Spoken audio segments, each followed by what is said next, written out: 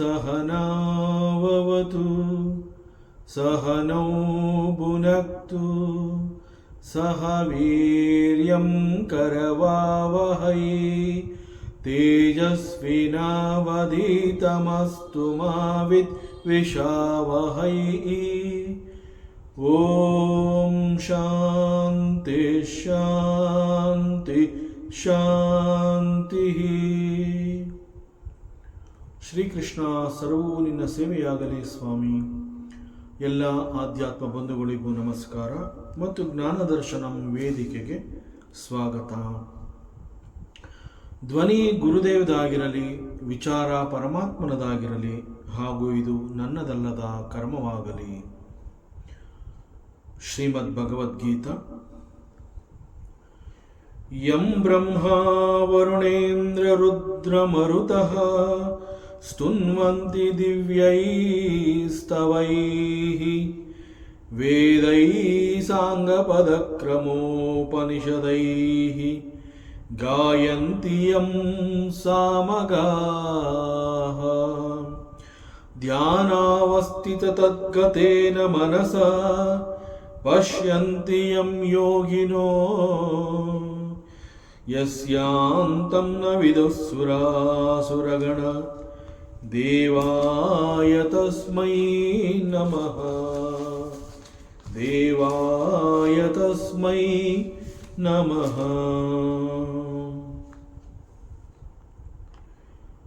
ಅಥ ಪ್ರಥಮೋಧ್ಯಾಯಃ ಅರ್ಜುನ ವಿಷಾದ ಯೋಗ.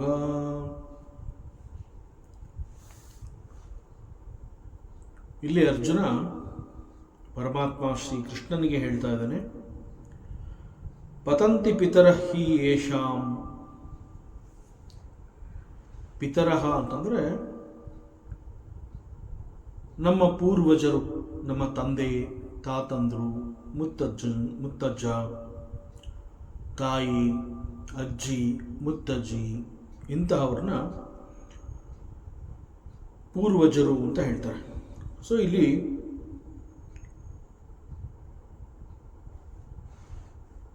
ಇವರೆಲ್ಲ ಈ ಪೂರ್ವಜರು ಯಾರು ಅಂತಂದರೆ, ಹೀಗೆ ನಮ್ಮ ತಂದೆ ತಾಯಿ, ಅಜ್ಜ ಅಜ್ಜಿ, ಮುತ್ತಜ್ಜ ಮುತ್ತಜ್ಜಿ, ಈಗ ಇವರೆಲ್ಲರೂ ಮರಣವನ್ನು ಹೊಂದಿದ್ದಾರೆ. ನಮ್ಮಲ್ಲಿ ಒಂದು ಪದ್ಧತಿ ಇದೆ, ಸಂಪ್ರದಾಯ ಇದೆ. ನಮ್ಮ ಪೂರ್ವಜರು ನಮಗೆ ಶ್ರಾದ್ದ ಅನ್ನುವಂತಹ ಒಂದು ಪದ್ಧತಿಯನ್ನು ಹೇಳಿಕೊಟ್ಟಿದ್ದಾರೆ. ಅದನ್ನು ಆಚರಣೆ ಮಾಡ್ತಾ ಇದ್ದಂತನ್ನ ನಾವು ನೋಡಿದ್ದೀವಿ, ಅದನ್ನು ನಮಗೆ ಹೇಳಿಕೊಟ್ಟಿದ್ದಾರೆ. ಮತ್ತು ಈ ಶ್ರಾದ್ದ ಅನ್ನುವಂತಹ ಆಚರಣೆಯಲ್ಲಿ ಇರುವಂತಹ ಮಹತ್ವವನ್ನು ಕೂಡ ಅವರು ನಮಗೆ ತಿಳಿಸ್ಕೊಟ್ಟಿದ್ದಾರೆ. ಈಗ ಪಿತರಹ, ಈ ನಮ್ಮ ಪೂರ್ವಜರು ಇವರೆಲ್ಲ ಮರಣವನ್ನು ಹೊಂದಿದ್ದಾರೆ. ಅವರಿಗೀಗ ಶ್ರಾದ್ದ ಆಗಬೇಕಾಗಿದೆ. ಮರಣವನ್ನು ಹೊಂದಿದ್ದಾರೆ ಅಂತಂದರೆ ವಾಟ್ ಈಸ್ ಮರಣ? ಡೆತ್ ಅಂತಂದ್ರೆ ಏನು? ಡೆತ್ ಅಂತಂದರೆ death can happen to the physical body. ಮರಣ ಅನ್ನುವಂತಹದ್ದು ಸ್ಥೂಲ ಶರೀರಕ್ಕೆ ಸಂಭವಿಸುವಂತಹದ್ದು. ಆದರೆ ನಮಗೆಲ್ಲ ಗೊತ್ತಿದೆ, ನಮಗೆ 3 ರೀತಿಯ ಶರೀರಗಳಿವೆ. ಒಂದು ಸ್ಥೂಲ ಶರೀರ, ಮತ್ತೊಂದು ಸೂಕ್ಷ್ಮ ಶರೀರ, ಹಾಗೂ ಇನ್ನೊಂದು ಕಾರಣ ಶರೀರ. ಹೀಗೆ ನಮ್ಮೆಲ್ಲರಿಗೂ 3 ರೀತಿಯ ಶರೀರಗಳಿವೆ. ಅದರಲ್ಲಿ ಸ್ಥೂಲ ಶರೀರ ಅಂತ ಹೇಳಿದಾಗ it is physical in nature. ಅದನ್ನು ನೋಡಬಹುದು, ಮುಟ್ಟಬಹುದು, ಅದಕ್ಕೆ ಒಂದು ರೂಪ ಇದೆ, ಗಾತ್ರ ಇದೆ. ಸೊ ಅದು ಕಣ್ಣಿಗೆ ಕಾಣಿಸ್ಕೊಳ್ಳುತ್ತೆ, ಕಣ್ಣಿಗೆ ಕಾಣಿಸಿಕೊಳ್ಳುವಂತಹ ಒಂದು ದೇಹ. ಮತ್ತು ಈ ದೇಹಕ್ಕೆ ಒಂದು ಚೈತನ್ಯ ಕೂಡ ಇದೆ. What is chaitanya? It is called pranashakti. ಪ್ರಾಣಶಕ್ತಿ ಅಂತಂದರೆ ದಿ ವೈಟಲ್ ಎನರ್ಜಿ. ಸೊ ದೇಹದಲ್ಲಿ ಈ ರೀತಿ ಚೈತನ್ಯ, ಪ್ರಾಣಶಕ್ತಿ ಆರ್ ದಿ ವೈಟಲ್ ಎನರ್ಜಿ ಅದು ಇರೋದ್ರಿಂದ ಈ ದೇಹ ಅನೇಕ ರೀತಿಯ ಚಟುವಟಿಕೆಗಳಲ್ಲಿ ಭಾಗಿಯಾಗಿರುತ್ತೆ. ನಿರಂತರವಾಗಿ ಒಂದಲ್ಲ ಒಂದು ಕರ್ಮವನ್ನು ಈ ದೇಹ ಮಾಡ್ತಾ ಇರುತ್ತೆ. ಯಾಕೆ ಅದು ಕರ್ಮಗಳನ್ನು ಮಾಡುತ್ತೆ? ಬಿಕಾಸ್ ನಾವು ಏನು ಒಂದು ಬದುಕು ಅಂತ ಹೇಳ್ತೀವಿ, ಆ ಬದುಕು ಅಂತಂದರೆ ಈ ಒಂದು ಭೂಮಿನಲ್ಲಿ ನಾವು ಮಾಡುವಂತಹ ಅನೇಕ ಕರ್ಮಗಳ ಕಾರಣದಿಂದ, ಆ ಕರ್ಮಗಳ ಮೂಲಕ ಅನೇಕಗಳನ್ನು ನಾವು ಗಳಿಸ್ಕೋತೀವಿ, ಅನೇಕಗಳನ್ನು ಕಳ್ಕೋತೀವಿ. ಹೀಗೆ ಬೇರೆ ಬೇರೆ ರೀತಿಯ ಅನುಭವಗಳು ನಮಗೆ ಯಾವಾಗ ಸಿಗುತ್ತೆ ಅಂತಂದರೆ, ನಾವು ನಮ್ಮ ದೇಹವನ್ನು ಉಪಯೋಗಿಸಿಕೊಂಡು ಕೆಲವು ಕರ್ಮಗಳನ್ನು ನಾವು ಮಾಡ್ತಾ ಇದ್ದಾಗ ಆ ಕರ್ಮಗಳ ಒಂದು ಫಲ ಅದು ಏನೇನೋ ಒಂದೊಂದು ಅನುಭವವನ್ನು ಕೊಡ್ತಾ ಹೋಗುತ್ತೆ. ಆ ಅನುಭವಗಳನ್ನು ನಾವು ಜೀವನದಲ್ಲಿ ಪರಿಗಣಿಸ್ತೀವಿ, ಕೆಲವೊಂದುಗಳನ್ನು ಬಿಟ್ಬಿಡ್ತೀವಿ. ಅಂತಂದರೆ ಕಲಿಯುವಂತಹದ್ದಿರುತ್ತೆ, ಕಲಿಬೇಕಾಗಿರುವಂತಹದ್ದನ್ನೆಲ್ಲ ಕಲಿತಾ ಹೋಗ್ತೀವಿ, ಅಲ್ಲಿ ಗಳಿಸ್ಕೋಬೇಕಾಗಿರುವಂತಹದ್ದನ್ನೆಲ್ಲ ಗಳಿಸ್ಕೋತೀವಿ. ಕೆಲವೊಮ್ಮೆ ಬೇಕು ಅನ್ನುವಂತಹದ್ದು ಸಿಗದೇ ಇಲ್ಲ, ಆಗ ಅವುಗಳನ್ನು ನಾನು ಕಳ್ಕೊಂಡೆ ಅಂತ ಕೂಡ ಹೇಳ್ತೀನಿ. ಸೊ ಬದುಕಿನಲ್ಲಿ ಏನನ್ನೋ ಕಳ್ಕೋತೀವಿ, ಏನನ್ನೋ ಗಳಿಸ್ಕೋತೀವಿ, ಏನೋ ಒಂದು ಕೆಲಸವನ್ನು ಮಾಡ್ತಾ ಇರ್ತೀವಿ, ಬೇರೆ ಬೇರೆ ರೀತಿಯ ಅನುಭವಗಳನ್ನು ಗಳಿಸ್ಕೋತಾ ಇರ್ತೀವಿ. What is all this? This is called the life. ಬದುಕು, ಅದನ್ನು ನಾವು ಬದುಕು ಅಂತ ಹೇಳ್ತೀವಿ. ಸೊ ಯಾವಾಗ ಒಂದು ಮರಣ ಅನ್ನುವಂತಹದ್ದು ಈ ಒಂದು ಸ್ಥೂಲ ಶರೀರಕ್ಕೆ ಸಂಭವಿಸುತ್ತೆ, ಅಲ್ಲಿಯವರೆಗೆ ದೇಹದಲ್ಲಿದ್ದಂತಹ ಈ ಒಂದು ಚೈತನ್ಯ ಆರ್ ದಿ ಪ್ರಾಣಶಕ್ತಿ ಅಥವಾ ವೈಟಲ್ ಎನರ್ಜಿ ಅಂತ ನಾವೇನು ಹೇಳಿದ್ದೀವಿ, ಅದು ಆ ಸಾವು ಅನ್ನುವಂತಹದ್ದು ಸ್ಥೂಲ ಶರೀರಕ್ಕೆ ಆದಾಗ ದಟ್ ವೈಟಲ್ ಎನರ್ಜಿ ಅಥವಾ ಪ್ರಾಣಶಕ್ತಿ ಅನ್ನುವಂತಹದ್ದು it just drops of the body. ಪ್ರಾಣಶಕ್ತಿ ದೇಹವನ್ನು ಬಿಟ್ಬಿಡುತ್ತೆ. ನಾವು ಈ ಸಾವು ಅನ್ನುವಂತಹದ್ದನ್ನು ಮತ್ತೊಂದು ಪದದಿಂದ ಕೂಡ ಹೇಳ್ತೀವಿ, ಪ್ರಾಣ ಹೋಯಿತು. ಪ್ರಾಣ ಹೋಯಿತು ಅನ್ನುವಂತಹದ್ದು ಏನು ಅರ್ಥವನ್ನು ಕೊಡುತ್ತೆ, the pranashakti it drops the body, ಅದು ಕೂಡ ಅದೇ ಅರ್ಥವನ್ನು ಕೊಡುತ್ತೆ. ಒಟ್ಟಿನಲ್ಲಿ ಆ ಒಂದು ಸ್ಥೂಲ ಶರೀರ, ಕಣ್ಣಿಗೆ ಕಾಣಿಸ್ತಾ ಇದ್ದಂತಹ ಫಿಸಿಕಲ್ ಇನ್ ನೇಚರ್ ಅಂತ ನಾವೆಲ್ಲ ಏನು ಹೇಳ್ತೀವಿ, ಆ ಒಂದು ದೇಹದಲ್ಲಿ ಅಲ್ಲಿಯವರೆಗೆ ಯಾವ ಒಂದು ಚೈತನ್ಯ ಇತ್ತು, ಆ ಚೈತನ್ಯದ ಕಾರಣದಿಂದ ಆ ದೇಹ ಅನೇಕ ಚಟುವಟಿಕೆಗಳಲ್ಲಿ ಭಾಗಿಯಾಗಿತ್ತು. ಈಗ ಅಲ್ಲಿ ಚೈತನ್ಯ ಇಲ್ಲ, ದೇರ್ ಇಸ್ ನೋ ಪ್ರಾಣಶಕ್ತಿ. ಸೊ ಆ ಪ್ರಾಣಶಕ್ತಿ ಆ ದೇಹವನ್ನು ಬಿಟ್ಕೊಟ್ಬಿಡ್ತು. ಪ್ರಾಣಶಕ್ತಿ ದೇಹವನ್ನು ಬಿಟ್ಕೊಟ್ಟಂತಹ ಆ ಒಂದು ಸ್ಥಿತಿ, that is called the death of the body. So ಯಾಕೆ ಈ ಒಂದು ಪ್ರಾಣಶಕ್ತಿ ಆ ದೇಹವನ್ನು ಬಿಟ್ಕೊಟ್ಬಿಡ್ತು? ಬಿಕಾಸ್ ಈ ದೇಹ ಅನ್ನುವಂತಹದ್ದು ಪೂರ್ವ ಕರ್ಮದ ಕಾರಣಗಳಿಂದ ಬಂದಂತಹ ಒಂದು ಫಲ. ವೇದಾಂತದಲ್ಲಿ ದೇಹ ಅಂತ ಹೇಳಿದಾಗ ಇಟ್ ಈಸ್ ಎ ಪ್ರಾರಬ್ಧ ಅಂತ ಹೇಳ್ತಾರೆ. ದೇಹ ಅನ್ನುವಂತಹದ್ದು ಒಂದು ಪ್ರಾರಬ್ಧ. ಯಾಕೆ ಹಾಗೆ ಹೇಳುತ್ತೆ ವೇದಾಂತ? Because we are not the body, we are pure consciousness. ನಾವೆಲ್ಲ ಆತ್ಮರೂಪಿಗಳು. ಆದರೆ ದೇಹ ಅನ್ನುವಂತಹದ್ದು ಇಲ್ಲಿ ಬರ್ತಾ ಇರುತ್ತೆ, ಹೋಗ್ತಾ ಇರುತ್ತೆ. ಬಂದು ಹೋಗುವಂತಹ ಕೆಲಸವನ್ನು ದೇಹ ಮಾಡ್ತಾ ಇರುತ್ತೆ. ಬಂದಿರೋದು ಯಾಕೆ, ಹೋಗೋದು ಯಾಕೆ? It is according to the purva karmas. ಅದರಿಂದ ದೇಹ ಅಂತ ಹೇಳಿದಾಗ it is also called the karmaphala. So ಈ ದೇಹ ಅನ್ನುವಂತಹದ್ದು ಹಿಂದಿನ ಯಾವುದೋ ಕೆಲವು ಕರ್ಮದ ಫಲಗಳ ಕಾರಣದಿಂದ ಈ ರೀತಿಯ ಒಂದು ದೇಹ ಅನ್ನುವಂತಹದ್ದು ಹುಟ್ಕೋತು. ಮತ್ತು ಯಾವ ಕಾರಣಕ್ಕಾಗಿ ಅದು ಹುಟ್ಕೋತು ದೇಹ? ಆ ದೇಹ ಕೆಲವು ಅನುಭವಗಳನ್ನು ಗಳಿಸ್ಕೋಬೇಕಾಗಿತ್ತು. ಸೊ ಈ ಪ್ರಕಾರ ಈ ಒಂದು ದೇಹ ತನ್ನ ಜೀವಿತದ ಅವಧಿಯಲ್ಲಿ ಅಂತಂದರೆ, ಇಲ್ಲಿ ಜೀವಿತದ ಅವಧಿ ಅಂತಂದರೆ ಅದನ್ನು ಆಯಸ್ಸು ಅಂತ ಹೇಳ್ತೀವಿ. ಮತ್ತೊಂದು ಸುಲಭವಾಗಿ ನಾವು ಅರ್ಥ ಮಾಡ್ಕೋಬೇಕು ಅಂತಂದರೆ, ಯಾವ ಸಮಯದಲ್ಲಿ ಆ ದೇಹದಲ್ಲಿ ಈ ಒಂದು ಪ್ರಾಣಶಕ್ತಿ ಎನ್ನುವಂತಹದ್ದು ಇತ್ತು ಮತ್ತು ಅದು ಇಲ್ಲ. ಸೊ ಯಾವ ಸಮಯದಿಂದ ಆ ಪ್ರಾಣಶಕ್ತಿ ದೇಹದಲ್ಲಿ ಇತ್ತು ಅಂತಂದರೆ, ಯಾವ ಸಮಯದಲ್ಲಿ ಆ ದೇಹಕ್ಕೆ ಒಂದು ಜನ್ಮ, ಒಂದು ಹುಟ್ಟು ಅನ್ನುವಂತಹದ್ದು ಆಗತ್ತೆ, ಆ ಕ್ಷಣದಿಂದ ಅಲ್ಲಿ ಪ್ರಾಣಶಕ್ತಿ ಎನ್ನುವಂತಹದ್ದು ಇರುತ್ತೆ. ಸೊ ಆ ದೇಹದಲ್ಲಿ ಇದ್ದಂತಹ ಪ್ರಾಣಶಕ್ತಿಯ ಕಾರಣದಿಂದ ಅದು ಅನೇಕ ಚಟುವಟಿಕೆಗಳನ್ನು ಮಾಡಿಕೊಂಡು ಬದುಕು ಅಂತ ಕರ್ಕೋತಾ ಇತ್ತು. ಸೊ ಹೀಗೆ ಒಂದು ದೇಹ ಅನ್ನುವಂತಹದ್ದು ಎಲ್ಲಿಯವರೆಗೆ ಆ ದೇಹದಲ್ಲಿ ಈ ರೀತಿ ಪ್ರಾಣಶಕ್ತಿ ಇರುತ್ತೆ ಅಲ್ಲಿಯವರೆಗೆ, ದಟ್ ಈಸ್ ಕಾಲ್ಡ್ ದ ಜೀವಿತದ ಅವಧಿ. ಸೊ ಆ ಅವಧಿಯಲ್ಲಿ ಆ ದೇಹ ಏನೇನು ಮಾಡಬೇಕಾಗಿರುತ್ತೆ, again it is decided on the basis of the purva karmas. ಅನೇಕ ಪೂರೈಸಿಕೊಳ್ಳಲಾದಂತಹ ಎಷ್ಟೋ ಬಯಕೆಗಳನ್ನು ಕೂಡ ನಾವು ಒಂದು ಇಂಪ್ರೆಷನ್ಸ್ ಅನ್ನುವ ರೀತಿಯಲ್ಲಿ ನಾವು ಚಿತ್ತದಲ್ಲಿ ಅದನ್ನು ಕ್ರಿಯೇಟ್ ಮಾಡಿರ್ತೀವಿ. ಸೊ ಹೀಗೆ ನಾವು ಏನೋ ಒಂದು ಅನುಭವಿಸ್ಕೋಬೇಕು ಅಂತ ಹೇಳಿ ಒಂದು ಕರ್ಮವನ್ನು ಮಾಡಿರ್ತೀವಿ. ಆದರೆ ಯಾವ ಕರ್ಮ ಅದು ನಾವು ಪುಣ್ಯದ ಕರ್ಮ ಇರಬಹುದು ಅಥವಾ ಪಾಪದ ಕರ್ಮ ಇರಬಹುದು, ಆದರೆ ಏನೋ ಒಂದು ಬೇಕು ಅಂತ ಹೇಳಿ ನಾವು ಒಂದು ಕರ್ಮವನ್ನು ಮಾಡಿರ್ತೀವಿ. ಆದರೆ ಅದಕ್ಕೆ ಒಂದು ಫಲ ಅನ್ನುವಂತಹದ್ದು ಇರುತ್ತೆ. ಆ ಫಲವನ್ನು ಅನುಭವಿಸಬೇಕಾದಂತಹ ಸಮಯದಲ್ಲಿ ಆ ದೇಹದಲ್ಲಿ ಆಯಸ್ಸು ಇರಲಿಲ್ಲ. ಸೊ ಆಗ ಆ ದೇಹ ಸಾವನ್ನು ಅಪ್ಪಿರುತ್ತೆ. ಬಟ್ ಕರ್ಮ ಮಾಡಾಗಿರುತ್ತೆ, ಅದಕ್ಕೆ ಅಂತ ಒಂದು ಫಲ ಇರುತ್ತೆ. ಆ ಫಲ ಮೇ ಬಿ ಇಟ್ ಈಸ್ ಪುಣ್ಯ ಫಲ ಆರ್ ದಿ ಪಾಪದ ಫಲ. ಒಟ್ಟಲ್ಲಿ ಮಾಡಿದಂತಹ ಕರ್ಮಕ್ಕೆ ಒಂದು ಫಲ ಇದೆ ಅಂತಂದ ಮೇಲೆ ಆ ಫಲವನ್ನು ಅನುಭವಿಸಬೇಕಾಗಿತ್ತು ಆ ದೇಹ. ಆದರೆ ಅದು ಅನುಭವಿಸದೆ ಮರಣವನ್ನು ಹೊಂದಬೇಕಾಯಿತು.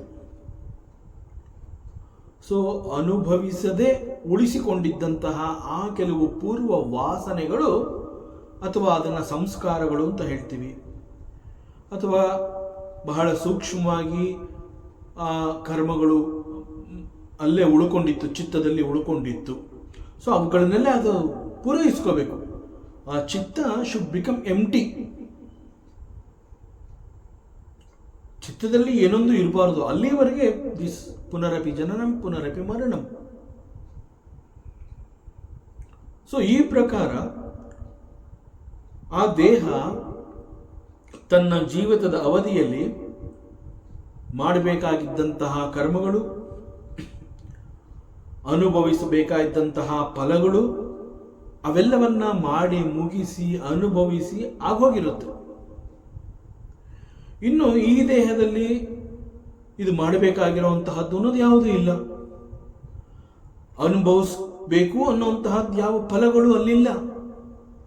ಆ ದೇಹ ಯಾವುದನ್ನು ಮಾಡಬೇಕಾಗಿತ್ತು, ಯಾವುದನ್ನು ಅನುಭವಿಸಬೇಕಾಗಿತ್ತು, it was decided and accordingly ಆ ಒಂದು ಮುಗಿದಿದೆ, ಅದೆಲ್ಲ ಮಾಡಿ ಆಗಿ ಹೋಗಿದೆ. ಅದೆಲ್ಲ ಆಗಿ ಹೋಗಿದೆ ಅಂತಂದ ಮೇಲೆ there is no place for that ದೇಹ ಇನ್ ದಿಸ್ ವರ್ಲ್ಡ್. ಇನ್ನು ಆ ದೇಹದ ಅವಶ್ಯಕತೆ ಇಲ್ಲ. ಎಲ್ಲವೂ ಮಾಡಿ ಆಗಿದೆ, ಅನುಭವಿಸಿ ಆಗಿದೆ ಅಂತಂದ ಮೇಲೆ ಆ ದೇಹ ಇಲ್ಲಿರೋ ಹಾಗಿಲ್ಲ. ಸೊ ಆಗೇನು ಮಾಡುತ್ತೆ, ದೇಹದಲ್ಲಿ ಅಲ್ಲಿವರೆಗೆ ಇದ್ದಂತಹ ಆ ಪ್ರಾಣಶಕ್ತಿ ಅನ್ನುವಂತಹದ್ದು it drops the body, that is called the death. So ದೇಹವನ್ನು ಅದು ಬಿಟ್ಕೊಟ್ಬಿಡುತ್ತೆ. This is called the death or the marana or the saavu. ಇದು ಸ್ಥೂಲ ದೇಹದ ಕತೆ ಈ ರೀತಿ ಇರುತ್ತೆ, ಅವಸ್ಥೆ ಈ ರೀತಿ ಇರುತ್ತೆ. ಇನ್ನು ನಮ್ಮ ಎರಡನೆಯ ದೇಹ ಅಂತಂದ್ರೆ ಇಟ್ ಈಸ್ ಕಾಲ್ಡ್ ದಿ ಸೂಕ್ಷ್ಮ ಶರೀರ. ಸೊ ನಮ್ಗೆಲ್ರಿಗೂ ಮೂರು ರೀತಿಯ ಶರೀರಗಳಿರುತ್ತೆ. ಅವುಗಳಲ್ಲಿ ಕಣ್ಣಿಗೆ ಕಾಣುವಂತಹದ್ದನ್ನ ಸ್ಥೂಲ ದೇಹ ಮತ್ತು ಮತ್ತೊಂದು ಸೂಕ್ಷ್ಮ ದೇಹ ಅಂತ ಹೇಳಿದಾಗ, ಸ್ಥೂಲ ದೇಹ ಅನ್ನುವಂತಹದ್ದಕ್ಕೆ ಸಾವು ಸಂಭವಿಸುತ್ತೆ. ಸೊ ಸ್ಥೂಲ ದೇಹವನ್ನು ಆ ಪ್ರಾಣಶಕ್ತಿ ಬಿಟ್ಕೊಟ್ಬಿಟ್ಟಿರುತ್ತೆ. So that is called the death of the body. It is okay.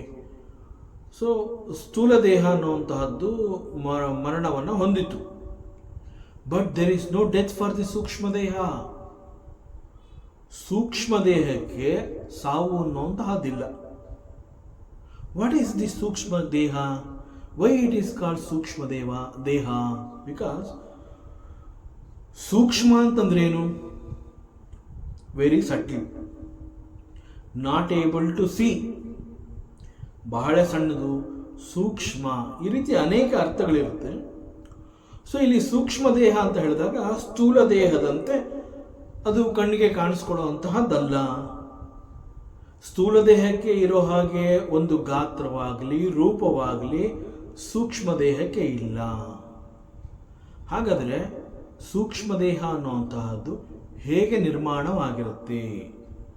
So ಸೂಕ್ಷ್ಮ ದೇಹ ಅನ್ನುವಂತಹದ್ದು it is made up of manassu and buddhi. So this cannot be seen. Death happens to the sthula deha but not to the sukshma deha. So ದೇಹ ಬದುಕಿದ್ದಾಗ ಅದು ಮಾಡಿದಂತಹ ಅನೇಕ ಕರ್ಮಗಳಿಗೆ ಅನುಸಾರವಾಗಿ ಅಲ್ಲಿ ಪಾಪ ಅಥವಾ ಪುಣ್ಯದ ಫಲಗಳು ಅದಕ್ಕೆ ಬಂದಿರುತ್ತೆ. ಆದರೆ ಅದನ್ನು ಅನುಭವಿಸುವುದಕ್ಕೆ ಒಂದು ಸೂಕ್ತವಾದ ಸಮಯ ಬೇಕು, ಒಂದು ಸೂಕ್ತವಾದ ಶರೀರ ಬೇಕು. ಬಟ್ ಸ್ಥೂಲ ದೇಹ ಇದ್ದಾಗ ಮಾಡಿದಂತಹ ಕೆಲವು ಕರ್ಮಗಳಿಗೆ ಸಿಕ್ಕಂತಹ ಫಲಗಳನ್ನು ಅನುಭವಿಸಬೇಕಾದಾಗ ಅದಕ್ಕೆ ಬೇಕಾದಂತಹ ಶರೀರ ಇರಲಿಲ್ಲ. ಸೊ ಅದು ಮರಣವನ್ನು ಹೊಂದಾಗಿದೆ. ಸೊ ಈಗೇನಾಗುತ್ತೆ, ಆ ಫಲಗಳೆಲ್ಲ ಪೂರ್ವದಲ್ಲಿ ಮಾಡಿದಂತಹ ಕರ್ಮಗಳಿಗೆ ಆ ಫಲಗಳು ಅನ್ನುವಂಥ ಏನಿದೆ, ಆ ಫಲಗಳು ಅನ್ನುವಂತಹದ್ದು ಸೂಕ್ಷ್ಮ ರೂಪವಾಗಿ ಈ ಸೂಕ್ಷ್ಮ ದೇಹದಲ್ಲಿ ಸೇರ್ಕೊಂಡಿರುತ್ತೆ. ಬಟ್ ಏನು ಕರ್ಮವನ್ನು ಮಾಡಿ ಹೀಗೆ ಪಾಪ ಪುಣ್ಯವನ್ನು ಅದು ಸಂಪಾದನೆ ಮಾಡಿರುತ್ತೆ, ಅದನ್ನು ಅದು ಅನುಭವಿಸಲೇಬೇಕು. ಬಟ್ ಈಗ ಅನುಭವಿಸಬೇಕು ಅಂತ ಹೇಳಿ ಇದ್ದಂತಹ ಸ್ಥೂಲ ಶರೀರ ನಾಶವಾಗಿ ಹೋಗಿದೆ, ಅದು ಮರಣವಾಗಿ ಹೋಗಿದೆ. ಬಟ್ ಪಾಪ ಅಂಡ್ ಪುಣ್ಯ ಅದು ಉಳ್ಕೊಂಡ್ಬಿಟ್ಟಿದೆ. ಈಗ ಅದನ್ನು ಅನುಭವಿಸಲೇಬೇಕು. So nobody can escape from this. ವೇದಾಂತದಲ್ಲಿ ಒಂದು ಮಾತು ಹೇಳ್ತಾರೆ, ಯಾರು ಕರ್ತ ಹಿ ಅಲೋನ್ ಈಸ್ ಭೋಕ್ತ ಅಂತಂದ್ರೆ, ಇಂತಹ ಕರ್ಮವನ್ನು ಯಾರು ಮಾಡಿರ್ತಾನೆ ಸ ಏವ ಭೋಕ್ತ, ಅವನೇ ಅದನ್ನು ಅನುಭವಿಸ್ಬೇಕು, ಬೇರೆ ಯಾರಿಗೂ ಅದನ್ನು ಬಿಟ್ಕೊಡೋಕ್ಕಾಗೋದಿಲ್ಲ. ಬಟ್ ಈಗ ಅನುಭವಿಸ್ಬೇಕು ಅಂತ ಹೇಳಿದ್ರೆ ಅಲ್ಲಿ ದೇಹ ಅನ್ನುವಂತಹದ್ದಿಲ್ಲ. ಬಟ್ ಫಲ ಅನ್ನುವಂತಹದ್ದು ಬಂದಿದೆ, ಫಲಗಳು ಅಲ್ಲಿ ಇದೆ. ಅವುಗಳನ್ನು ಈ ಸೂಕ್ಷ್ಮ ದೇಹ ಏನು ಮಾಡುತ್ತೆ, ಅದನ್ನು ನೋಟಿಸ್ ಮಾಡುತ್ತೆ. ಸೊ ಇಂತಹ ಫಲಗಳನ್ನು ಈಗ ಅನುಭವಿಸಬೇಕು. ಸೊ ಪೂರ್ವದಲ್ಲಿ ಮಾಡಿದಂತಹ ಆ ಕರ್ಮಕ್ಕೆ ಈಗ ಈ ಫಲಗಳು ಬಂದಿದೆಯಲ್ಲ, ಇದನ್ನು ಅನುಭವಿಸೋದಕ್ಕೆ ಇದಕ್ಕೆ ಯಾವ ರೀತಿಯ ಶರೀರ ಬೇಕು? ಬಿಕಾಸ್ ಎನಿ ಎಕ್ಸ್ಪೀರಿಯನ್ಸ್, ಯಾವುದೇ ರೀತಿಯ ಅನುಭವಗಳು ಅಂತ ಹೇಳಿದಾಗ, ಆ ಅನುಭವಗಳು ಆಗಬೇಕು ಅಂತಂದಾಗ any type of experience that can happen either at the level of the body or at the level of the mind. ಈಗ ಮೈಂಡ್ ಅಂತ ಹೇಳಕ್ಕಾಗಲ್ಲ, ಯಾಕೆಂತಂದ್ರೆ ಸೂಕ್ಷ್ಮ ದೇಹ ಇಸ್ ದೇರ್, ಮನೋಬುದ್ಧಿಯಿಂದ ಆಗಿರುವಂತಹದ್ದು ಸೂಕ್ಷ್ಮ ದೇಹ, ಇಟ್ ಈಸ್ ಸ್ಟಿಲ್ ದೇರ್, ಅದಕ್ಕೆ ಸಾವಿಲ್ಲ. There is no death for the sukshma deha. So it has collected all the papas and punyas, ತನ್ನ ಜೊತೆನಲ್ಲಿ ಇಟ್ಕೊಂಡಿದೆ. ಅದನ್ನು ಈಗ ಆ ಒಂದು ದೇಹ ಅನುಭವಿಸೋದಕ್ಕೆ ಅದು ಕೊಡಬೇಕು, ಒಂದು ಸೂಕ್ತವಾದ ಸಮಯವನ್ನು ಬರಬೇಕು, ಒಂದು ಸೂಕ್ತವಾದ ದೇಹ ಅದಕ್ಕೆ ಬೇಕು. ಯಾಕೆಂತಂದರೆ ಅಲ್ಲಿ ಯಾವ ರೀತಿಯ ಫಲಗಳಿದೆ ಆ ಫಲಗಳನ್ನು ಅನುಭವಿಸೋದಕ್ಕೆ ಬೇಕಾಗಿರುವಂತಹ ದೇಹ. ಸೊ ಏನು ಮಾಡುತ್ತೆ, ಈ ಸೂಕ್ಷ್ಮ ದೇಹ ಈ ಫಲಗಳನ್ನು ಅನುಭವಿಸೋದಕ್ಕೆ ಬೇಕಾಗುವಂತಹ ಒಂದು ದೇಹವನ್ನು ಅದು ಹುಡುಕ್ತಾ ಇರುತ್ತೆ. ಸೊ ಸ್ಥೂಲ ದೇಹ ಈ ರೀತಿ ಪ್ರಾಪ್ತವಾಗುವವರೆಗೆ ಈ ಸೂಕ್ಷ್ಮ ದೇಹ ಅನ್ನುವಂಥದ್ದು ಒಂದು ರೀತಿಯಲ್ಲಿ ಅಲ್ದಾಡ್ತಾ ಇರುತ್ತೆ. This is the condition of the sukshma deha. So ಅನೇಕರ ಪ್ರಶ್ನೆ ಇದೆ, ಸಾವಿನ ನಂತರ ಏನು? So after the death of the ಸ್ಥೂಲ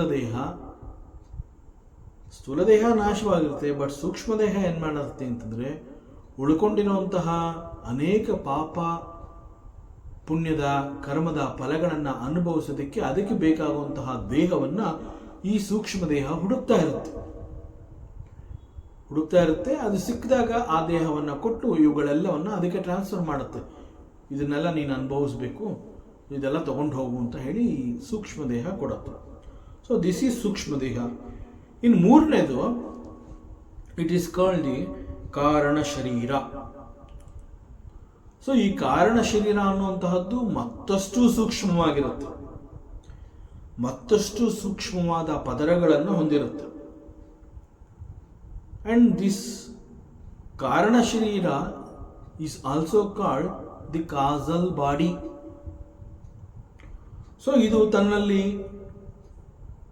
ಇಟ್ಕೊಂಡಿರುವಂತಹದ್ದಾದರೂ ಏನನ್ನ ಇಟ್ಕೊಂಡಿದೆ ಈ ಕಾಸಲ್ ಬಾಡಿ? ಕಾರಣ ಶರೀರದಲ್ಲಿ ಏನಿದೆ? ಬಹಳ ಆಳವಾಗಿ, ಬಹಳ ರಹಸ್ಯವಾಗಿರುವಂತಹ ಕೆಲವು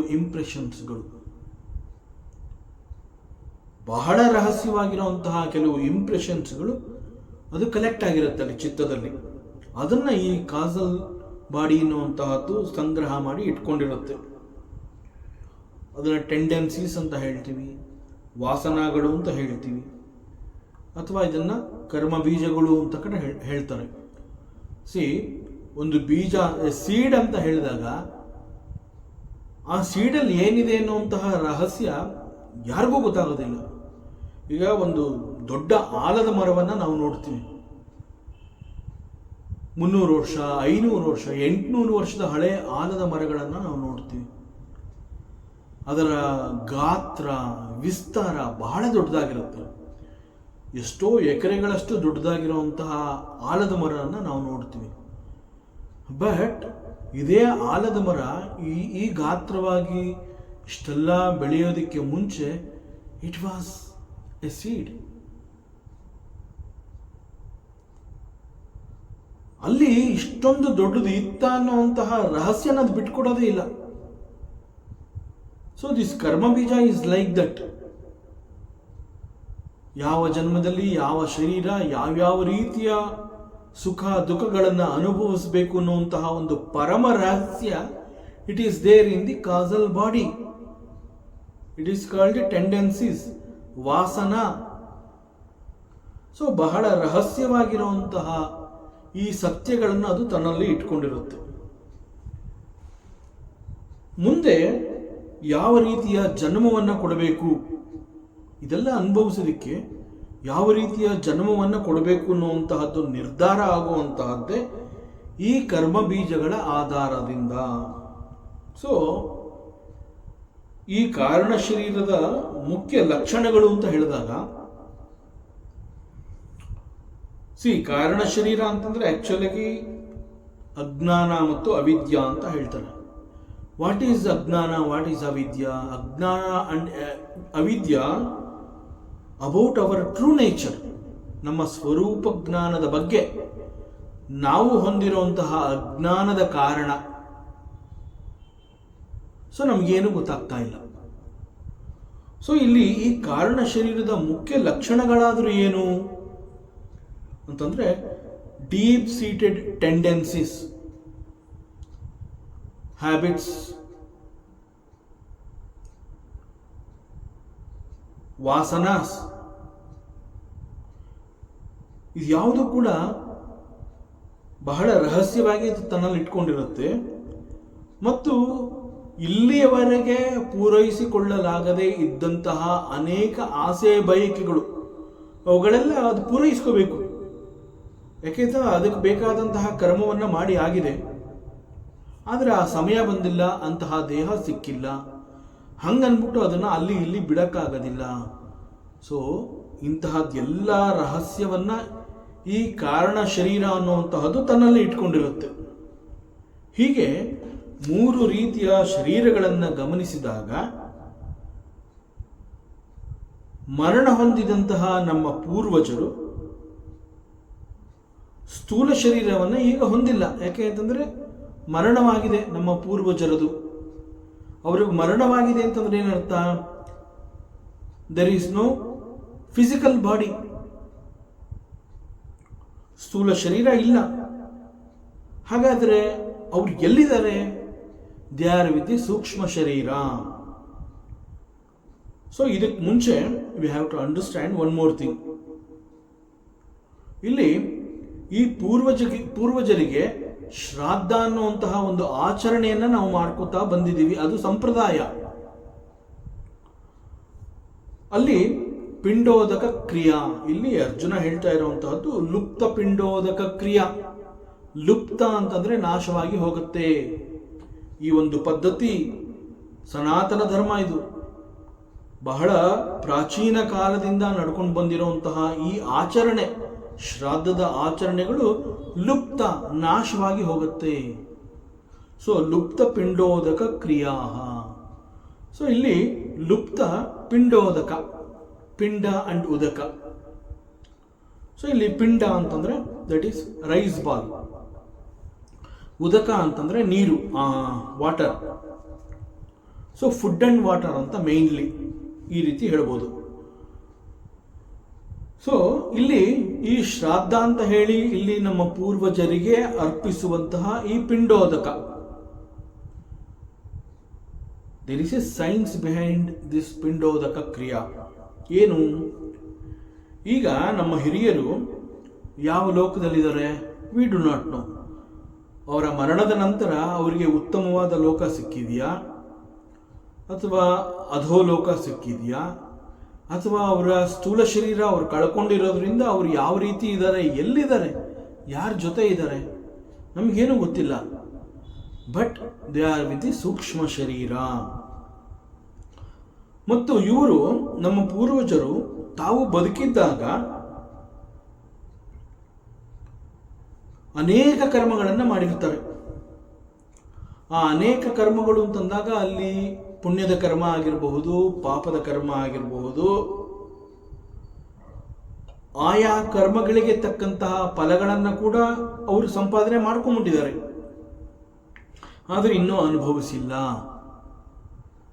ಅದಕ್ಕೆ ಬೇಕಾದಂತಹ ಕರ್ಮವನ್ನು ಮಾಡಿ ಆಗಿದೆ, ಆದರೆ ಆ ಫಲಗಳನ್ನು ಅವರಿನ್ನೂ ಅನುಭವಿಸಿಲ್ಲ. ಅಷ್ಟರಲ್ಲಿ ಅವರ ಸಾವು ಸಂಭವ ಆಗಿದೆ. ಸ್ಥೂಲ ಶರೀರ ಬಿಟ್ಕೊಟ್ಬಿಟ್ಟಿದೆ ಆ ಒಂದು ಪ್ರಾಣಶಕ್ತಿ. ಸೊ ಈಗ ಸ್ಥೂಲ ಶರೀರ ಇಲ್ಲ, ಅವರೆಲ್ಲ ಸೂಕ್ಷ್ಮ ರೂಪದಲ್ಲಿ, ಸೂಕ್ಷ್ಮ ಶರೀರದಲ್ಲಿ ಇದ್ದಾರೆ. ಸೊ ಈಗ ಅವ್ರು ಎಲ್ಲಿದ್ದಾರೆ, ಹೇಗಿದ್ದಾರೆ ಇರೋದು ಗೊತ್ತಿಲ್ಲ. ಯಾವುದೋ ಒಂದು ಗೊತ್ತಿಲ್ಲದ ಲೋಕದಲ್ಲಿ ಒಂದು ಸ್ಥೂಲ ಶರೀರವನ್ನ ಕೂಡ ಹೊಂದಿಲ್ಲದೆ ಸೂಕ್ಷ್ಮ ಶರೀರದೊಂದಿಗೆ ಇದ್ದಾರೆ. ಅವ್ರು ಏನ್ ಮಾಡ್ತಾ ಇದ್ದಾರೆ? ಮುಂದೆ ಎಂದೋ ಒದಗಬಹುದಾದಂತಹ ಒಂದು ಸ್ಥೂಲ ಶರೀರಕ್ಕಾಗಿ ಕಾಯ್ತಾ ಇದ್ದಾರೆ. ಅವರು ಯಾಕೆ ಕಾಯ್ತಾ ಇದ್ದಾರೆ? ಅವರು ಅನುಭವಿಸಬೇಕಾಗಿರುವಂತಹ ಅನೇಕ ಕರ್ಮಫಲಗಳು ಹಾಗೆ ಉಳ್ಕೊಂಡಿದೆ. ಸೊ ಅದನ್ನು ಅನುಭವಿಸಬೇಕು ಅಂತ ಹೇಳಿ ಅವರು ಮತ್ತೆ ಇಲ್ಲಿ ಹುಟ್ಟಿ ಬರ್ತಾರೆ. ಇಲ್ಲಿ ಹೇಗೆ ಹುಟ್ಟಿ ಬರ್ತಾರೆ? ಒಂದು ಸ್ಥೂಲ ಶರೀರದೊಂದಿಗೆ ಹುಟ್ಟಿ ಬರ್ತಾರೆ. ಸೊ ಅವ್ರು ಯಾವಾಗ ಹುಟ್ಟುತ್ತಾರೆ, ಹೇಗೆ ಹುಟ್ಟುತ್ತಾರೆ, ಯಾವ ರೀತಿಯ ಶರೀರವನ್ನು ತಗೊಂಡು ಬರ್ತಾರೆ ನಮ್ಗೆ ಯಾರಿಗೂ ಗೊತ್ತಿಲ್ಲ. ಆದರೆ ಈಗ ಅವ್ರಿಗೆ ಶರೀರ ಇಲ್ಲ ನಿಜ. ಆದರೆ ಈ ಸಮಯದಲ್ಲಿ ಅವರ ಹಸಿವು, ಬಾಯಾರಿಕೆ ಅದನ್ನು ನಾವು ನೀಗಿಸ್ಬೇಕು. ಯಾಕೆ ಅಂತಂದರೆ ಆ ವಂಶದಲ್ಲಿ ನಾವು ಬಂದಿದ್ದೀವಿ, ಅವರ ಮಕ್ಕಳಾಗಿದ್ದೀವಿ, ನಾವು ಮೊಮ್ಮಕ್ಕಳಾಗಿದ್ದೀವಿ. ಆದ್ದರಿಂದ ಇದು ನಮ್ಮ ಕರ್ತವ್ಯ. ನಮ್ಮ ಪೂರ್ವಜರು ಹಸಿವು ಬಾಯಾರಿಕೆಯಿಂದ ಇದ್ದಾರೆ ಅಂತಂದರೆ ನಾವು ಹೇಗೆ ಇಲ್ಲಿ ಸಂತೋಷವಾಗಿರಕ್ಕೆ ಸಾಧ್ಯ? ಆದ್ದರಿಂದ ನಮ್ಮ ಪೂರ್ವಜರಿಗೆ ಅವರಿಗೆ ಮತ್ತೊಂದು ಶರೀರ ಸಿಗೋವರೆಗೆ ಅವರಿಗೆ ಹಸಿವು ಬಾಯಾರಿಕೆಯಿಂದ ಅವ್ರು ನರಳಬಾರದು. ಆದ್ದರಿಂದ ಅವರಿಗೆ ಈ ಒಂದು ಪಿಂಡೋದಕ, ಆಹಾರ ಮತ್ತು ನೀರು ಅದನ್ನು ನಾವು ಕೊಡಬೇಕಾಗತ್ತೆ. ಇದು ನಮ್ಮ ಕರ್ತವ್ಯ. ಹೀಗೆ ಮಾಡೋದ್ರಿಂದ ಕರ್ತೃಗಳಾದ ನಮ್ಮ ಮನಸ್ಸಿಗೂ ಕೂಡ ಒಂದು ಸ್ವಲ್ಪ ಶಾಂತಿ, ನೆಮ್ಮದಿ ಸಿಗತ್ತೆ. ಸೊ ಈ ಕಾರಣದಿಂದ ಶ್ರಾದ್ದ ಅನ್ನುವಂತಹ ಒಂದು ಕರ್ಮವನ್ನು ಮಾಡಿ ಆ ಮೂಲಕ ಅವರುಗಳಿಗೆ ನಾವು V offer this pinda and ಉದಕ. But ಇಲ್ಲಿ ಈ ಲೋಕದಲ್ಲಿ ನಾವು ನಮ್ಮ ಪೂರ್ವಜರ ಹೆಸರನ್ನು ಹೇಳ್ತೀವಿ, ಅವರ ಗೋತ್ರವನ್ನು ಹೇಳ್ತೀವಿ, ಅವರ ತಂದೆ, ಅವರ ತಾತ, ಅವರುಗಳೆಲ್ಲ ಹೆಸರನ್ನ ನಾವು ಹೇಳ್ತೀವಿ. ಆದರೆ ಅವ್ರು ಯಾರಿಗೂ ಒಂದು ಸ್ಥೂಲ ಶರೀರ ಅನ್ನುವಂತಹದ್ದೇ ಇಲ್ಲ.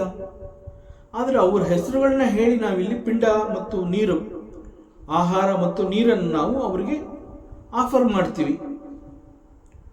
ಆದರೆ ಅದು ಅವರಿಗೆ ಹೇಗೆ ತಲುಪತ್ತೆ? ಯಾಕೆ ಅಂತಂದ್ರೆ ಫಸ್ಟ್ ಆಫ್ ಆಲ್ ಅವರಿಗೆ ಫಿಸಿಕಲ್ ಬಾಡಿ ಎನ್ನುವಂತಹದ್ದೇ ಇಲ್ಲ, ಮತ್ತು ಎಲ್ಲಿದ್ದಾರೆ, ಹೇಗಿದ್ದಾರೆ ಎನ್ನುವಂತಹದ್ದೇ ಗೊತ್ತಿಲ್ಲ. ಆದರೂ ಕೂಡ ನಾವು ನಮ್ಮ ಪೂರ್ವಜರ ಪಿತೃಗಳ ಹೆಸರುಗಳನ್ನು ಹೇಳಿ ಅವರಿಗೆ ಇದು ಸಲ್ಲಬೇಕು ಅಂತ ಹೇಳಿ ಈ ಒಂದು ಪಿಂಡೋದಕವನ್ನು ನಾವು ಅವರಿಗೆ ಇಡ್ತೀವಿ. ಇದು ಅವರಿಗೆ ಹೇಗೆ ತಲುಪತ್ತೆ? ಜೊತೆಗೆ ಫಸ್ಟ್ ಆಫ್ ಆಲ್ ಒಂದು ಆಹಾರ ಮತ್ತು ನೀರು ಇವುಗಳನ್ನು ಸೇವಿಸಬೇಕು ಅಂತಂದರೆ A physical body is required.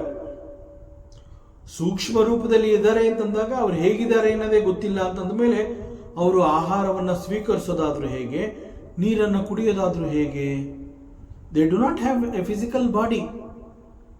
ಆದರೆ ನಾವು ಅವ್ರ ಹೆಸರು ಹೇಳಿ ಇಲ್ಲಿ ಈ ಒಂದು ಅನ್ನ, ಆಹಾರ, ಪಿಂಡ ಅಂತ ಹೇಳಿ ಮತ್ತು ನೀರನ್ನು ಇದನ್ನೆಲ್ಲ ನಾವು ಆಫರ್ ಮಾಡ್ತೀವಿ.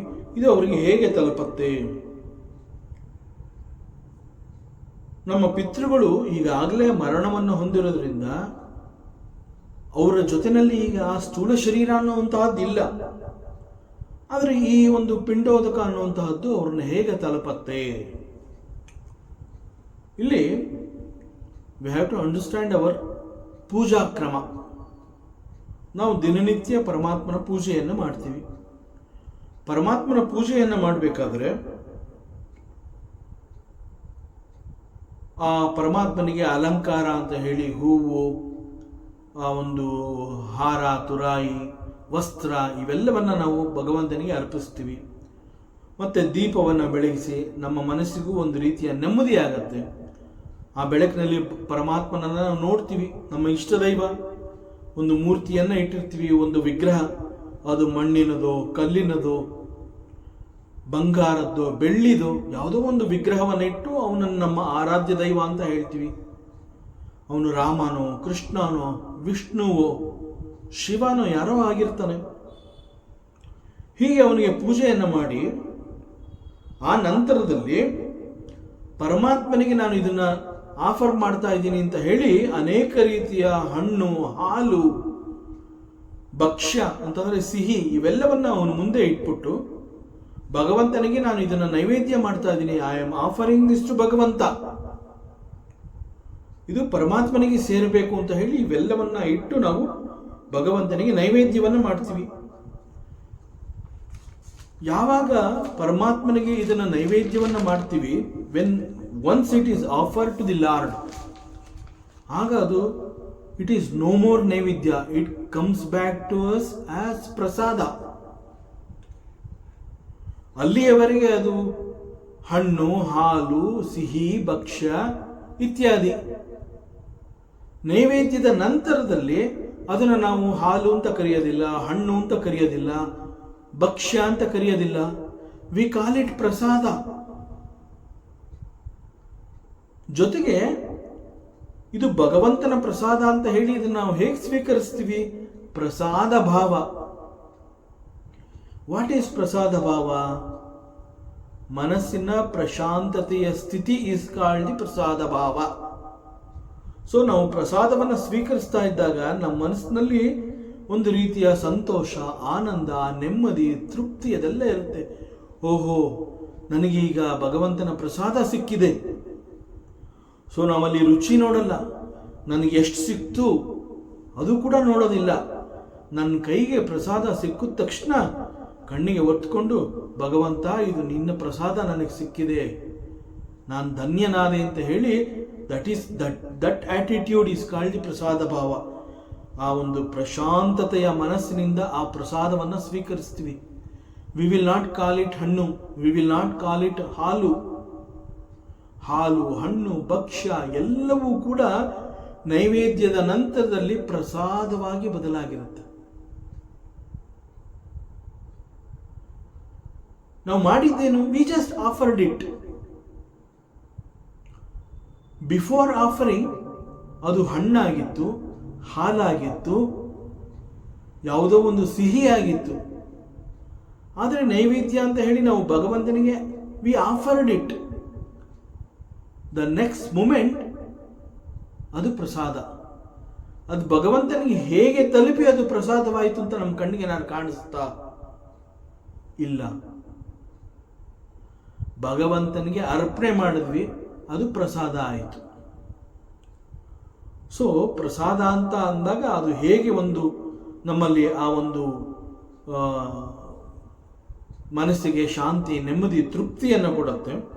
ಆ ರೀತಿಯಲ್ಲಿ ಈ ಒಂದು ಪಿಂಡೋದಕ ಕ್ರಿಯಾ ಅನ್ನುವಂತಹದ್ದು ಕೂಡ ಶ್ರಾದ್ದ ಅಂತ ಹೇಳಿ ನಮ್ಮ ಪೂರ್ವಜರಿಗೆ ನಾವು ಇಡುವಂತಹ ಆ ಒಂದು ಪಿಂಡ ಮತ್ತು ಉದಕ ಅಂತಂದ್ರೆ ನೀರು, ಅವುಗಳನ್ನು ನಾವು ನಮ್ಮ ಪೂರ್ವಜರಿಗೆ, ಪಿತೃದೇವತೆಗಳಿಗೆ ಆಫರ್ ಮಾಡೋದಕ್ಕೆ ಮುಂಚೆ ನಾವೇನು ಮಾಡ್ತೀವಿ?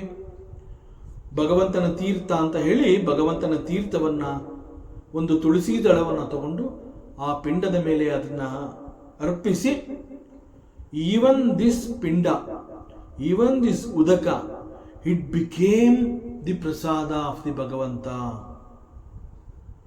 ನಾವು ಹೇಗೆ ಹಣ್ಣು ಕಾಯಿಗಳನ್ನು ನೈವೇದ್ಯ ಮಾಡಿದ ನಂತರ ಪ್ರಸಾದ ಅಂತ ಹೇಳಿ ಬಹಳ ತೃಪ್ತಿಯಿಂದ ಸ್ವೀಕರಿಸ್ತೀವಿ, similarly even the pinda and the udaka, even for that also ಭಗವಂತನ ತೀರ್ಥ ಮತ್ತು ತುಳಸಿಯನ್ನು ಹಾಕಿ ಅದನ್ನು ಪಾವನಗೊಳಿಸಿ, now this pinda and udaka, ಇದು ಕೂಡ ಪ್ರಸಾದವಾಯಿತು.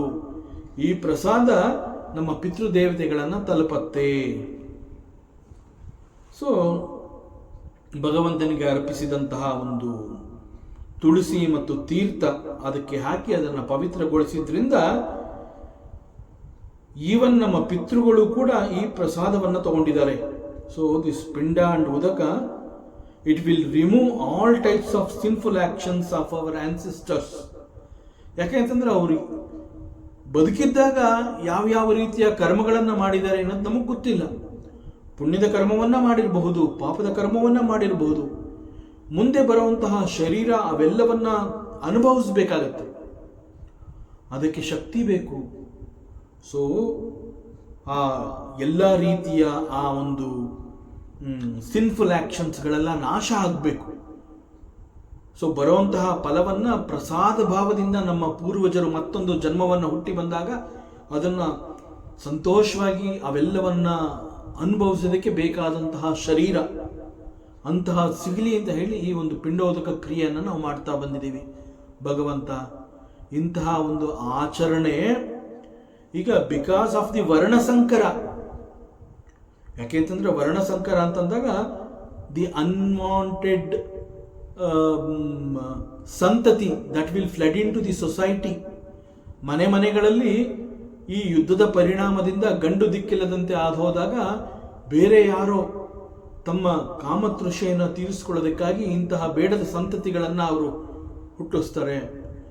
ಆ ಮೂಲಕ ಬರುವಂತಹ ಸಂತತಿಗಳು ಅವ್ರಿಗೆ ನಮ್ಮ ಪೂರ್ವಜರ ಬಗ್ಗೆ ನಾವು ಹೊಂದಿರುವಂತಹ ಭಕ್ತಿಯಾಗಲಿ, ಭಾವವಾಗಲಿ, ಶ್ರದ್ಧೆಯಾಗಲಿ ಅವ್ರಿಗೇನು ಅರ್ಥ ಆಗೋದಿಲ್ಲ. ಪರಮಾತ್ಮ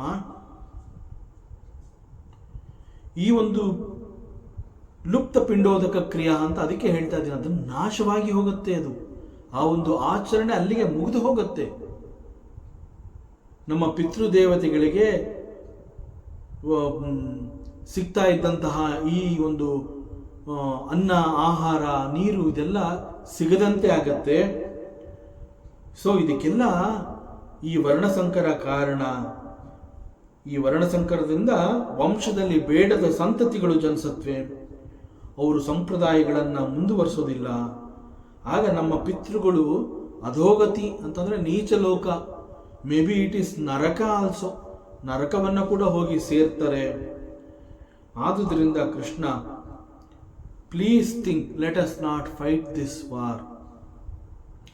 ಸೊ ನಾನು ಆಗ್ಲಿಂದ ಅದನ್ನೇ ಹೇಳ್ತಾ ಇದ್ದೀನಿ, ಕೃಷ್ಣ ಪರಮಾತ್ಮ ನನ್ನ ಮನವಿಯನ್ನು ನೀನು ಸ್ವೀಕರಿಸು. ನಾನು ಯಾಕೆ ಯುದ್ಧ ಬೇಡ ಅನ್ನುವಂತಹದನ್ನು ಇಷ್ಟೊಂದು ಕಾರಣಗಳನ್ನು ಕೊಟ್ಟು ನಾನು ನಿನಗೆ ಹೇಳ್ತಾ ಇದ್ದೀನಿ. ಅದರಿಂದ ಯುದ್ಧ ಮಾಡದೇ ಇರೋದೇ ಒಳ್ಳೆಯದು. ಸೊ ಯುದ್ಧ ಮಾಡೋದ್ರಿಂದ ಈ ವರ್ಣಸಂಕರ ಅಂತಂದರೆ ಬೇಡದ ಸಂತತಿಗಳು ಹುಟ್ಕೊಳ್ಳೋದಕ್ಕೆ ಮತ್ತು ಈ ಶ್ರಾದ್ದ ಅನ್ನುವಂತಹ ಒಂದು ಸಂಪ್ರದಾಯ ಇದೆಲ್ಲ ನಾಶ ಆಗೋದಕ್ಕೆ ನಾವುಗಳೇ ಕಾರಣ ಆಗ್ಬಿಡ್ತೀವಿ. ಅದರಿಂದ ಯುದ್ಧ ಮಾಡೋದು ಬೇಡ. ಸೊ ಈ ರೀತಿ ಭಗವಂತನಲ್ಲಿ ಅರ್ಜುನ ಹೇಳ್ತಾ ಇದ್ದಾನೆ. ಮತ್ತೆ ಪರಮಾತ್ಮ ಮೌನವಾಗಿಯೇ ಇರ್ತಾನೆ. ಅರ್ಜುನ ಹೇಳ್ತಾ ಇರೋದನ್ನೆಲ್ಲ ಕೇಳಿಸ್ಕೊತಾ ಬಂದಿದ್ದಾನೆ. ಸೊ ಈಗ ಮತ್ತೆ ಅರ್ಜುನ ಹಿ ಕಂಟಿನ್ಯೂಸ್ ದೋಷೈರೇತೈಃ ಕುಲಜ್ಞಾನಾಂ ವರ್ಣಸಂಕರಕಾರಕೈಃ ಉತ್ಸ್ಯಾದ್ಯಂತೆ ಜಾತಿಧರ್ಮ ಕುಲಧರ್ಮಾಶ್ಚ ಶಾಶ್ವತಾಃ ಏತೈಃ ವರ್ಣಸಂಕರಕಾರಕೈಃ ದೋಷೈಃ ಕುಲಜ್ಞಾನಾಂ ಶಾಶ್ವತಾಃ ಕುಲಧರ್ಮಾಃ ಚ ಜಾತಿಧರ್ಮ ಉತ್ಸ್ಯಾದ್ಯಂತೆ. ಸೊ ಇಲ್ಲಿ ಮತ್ತೆ ಮತ್ತೆ ಅರ್ಜುನ ಅದನ್ನು ರಿಪೀಟ್ ಮಾಡ್ತಾ ಇದ್ದಾನೆ. ಈ ವರ್ಣಸಂಕರಕಾರಕ ದೋಷ ಯಾವುದಾ ದೋಷ ಅಂತಂದರೆ ಕುಲಘಾತಕರ ಅಂತಂದರೆ ಅವರ ಕಾರಣದಿಂದ ಈ ಒಂದು ಸನಾತನ ಧರ್ಮದ ಕುಲಧರ್ಮಗಳು ಮತ್ತು ಜಾತಿ ಧರ್ಮಗಳು ನಾಶವಾಗಿ ಹೋಗುತ್ತೆ. It is only because of this varnasankara. So Arjuna again he is trying to convince lord Shri Krishna. ಯಾಕೆ ನಾವು ಯುದ್ಧವನ್ನು ಮಾಡಬಾರದು ಅನ್ನೋದಕ್ಕೆ ಮತ್ತೆ ಮತ್ತೆ ಕಾರಣಗಳನ್ನ ಕೊಡ್ತಾ ಬಂದಿದ್ದಾನೆ. ಅಂಡ್ ಅರ್ಜುನ ಹೇಳ್ತಾನೆ, ಈ ವರ್ಣಸಂಕರ ಅನ್ನುವಂತಹದ್ದು ಬಹಳ ದೊಡ್ಡ ದೋಷ ಕೃಷ್ಣ. ಬಿಕಾಸ್ ಆಫ್ ದಿಸ್ ವರ್ಣಸಂಕರ ಮತ್ತು ಅದನ್ನು ಇಲ್ಲಿ ಏತೈಹಿ ದೋಷೈಹಿ ಈ ಕಾರಣಗಳಿಂದ ಇಂತಹ ದೋಷಗಳಿಂದ ಅಂತ ಕರೆದಿದ್ದಾನೆ. ಆದುದರಿಂದ ಇದು ವಂಶದಲ್ಲಿ ದಿಸ್ ವರ್ಣಸಂಕರ ಬಿಕಾಸ್ ಏತೈಹಿ ದೋಷಹಿ ಏತೈಹಿ ಅಂತಂದರೆ ದಿಸ್ ವರ್ಣಸಂಕರ. ಆದುದರಿಂದ ವಂಶದಲ್ಲಿ ವರ್ಣಸಂಕರದ ಕಾರಣದಿಂದ ವಂಶದಲ್ಲಿ ಬೇಡದ ಸಂತತಿಗಳು ಹುಟ್ಟುಕೊಳ್ಳುತ್ತವೆ.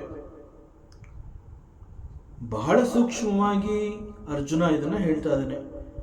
ವರ್ಣಸಂಕರ ಮತ್ತು ಆ ಮೂಲಕ ಬೇಡದ ಸಂತತಿಗಳು ಹುಟ್ಟುಕೊಳ್ಳೋದು ಇದೆಲ್ಲ ಯಾಕೆ ಆಗ್ತಾ ಇದೆ ಗೊತ್ತಾ?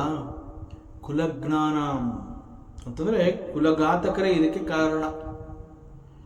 ಕುಲಘಾತಕರ ಕಾರಣದಿಂದ ವರ್ಣಸಂಕರ ಏರ್ಪಾಡಾಗುತ್ತೆ. ವರ್ಣಸಂಕರದ ಕಾರಣದಿಂದ ಜಾತಿ ಧರ್ಮ ಸಂಪ್ರದಾಯ ಇವೆಲ್ಲ ನಾಶ ಆಗುತ್ತೆ. ಇದಕ್ಕೆ ಕಾರಣ ಅಂತಂದರೆ ದಟ್ ಈಸ್ ಕುಲಘಾತಕರೇ ಇದಕ್ಕೆ ಕಾರಣ.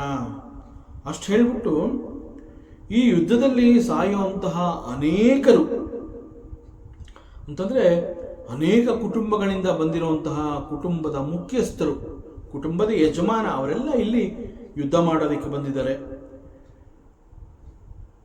ಅವರೆಲ್ಲ ಆ ಒಂದು ಕುಟುಂಬದ ಜವಾಬ್ದಾರಿಯನ್ನು ತಗೊಂಡಿರ್ತಾರೆ. ಆದರೆ ಈಗ ಅವರು ಯುದ್ಧಕ್ಕೆ ಬಂದಿದ್ದಾರೆ. ಅವರು ಸಾಯುವುದಕ್ಕೆ ಈ ಯುದ್ಧ ಕಾರಣ ಆಗೋಗುತ್ತೆ.